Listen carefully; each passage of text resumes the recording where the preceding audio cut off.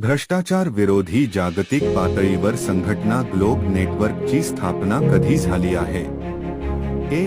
जून 2021, बी. जुलै 2023, C. August 2024, D. September 2021. उत्तर ए. जून 2021. Global innovation index 2024 मध्ये भारताची कितवी रँक आहे? ए. 39वी, बी. 43वी, सी. 37वी, डी. 38वी. उत्तर ए. 39वी. ग्लोबल इनोव्हेशन इंडेक्स 2024 मध्ये प्रथम स्थानावर कोणता देश आहे? ए. अमेरिका, बी.